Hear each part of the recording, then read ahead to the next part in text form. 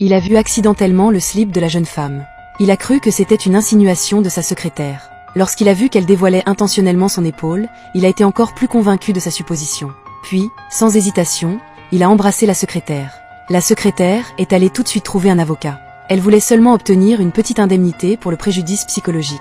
Mais l'avocat a dit qu'elle pourrait recevoir une indemnité colossale de 6 millions d'euros. Lucie a réalisé que cela était un peu excessif. Mais sa mère a conçu une envie cupide pour cette grosse somme d'argent. Elle a insisté pour que sa fille porte plainte contre l'autre partie. Rapide, une lettre d'avocat a été envoyée chez le patron.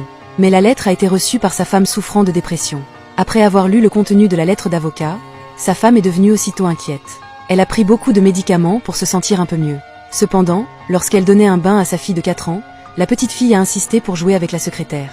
Cela a ébranlé le dernier fil de raison de la mère. Son épisode de dépression est soudainement devenu critique. Elle a noyé sa propre fille dans la baignoire, totalement privée de raison.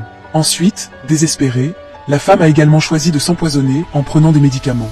Le soir, lorsque l'écrivain est rentré chez lui, en voyant l'état de désolation de chez lui, et la lettre d'avocat sur la table, il a compris immédiatement tout le drame. C'était juste une simple erreur, mais tout cela l'a fait perdre, en une seule nuit, les 2 personnes les plus importantes de sa vie. Bientôt, la médiation judiciaire a commencé. L'écrivain est arrivé en retard à cause de ce qui était arrivé à sa femme et sa fille. Face à cette grosse indemnité, il n'a pas fait de réfutation.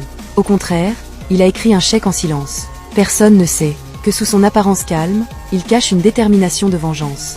La réaction inhabituelle de l'écrivain a stupéfait Lucie. C'est seulement alors qu'elle a appris l'histoire à partir de la bouche du juge.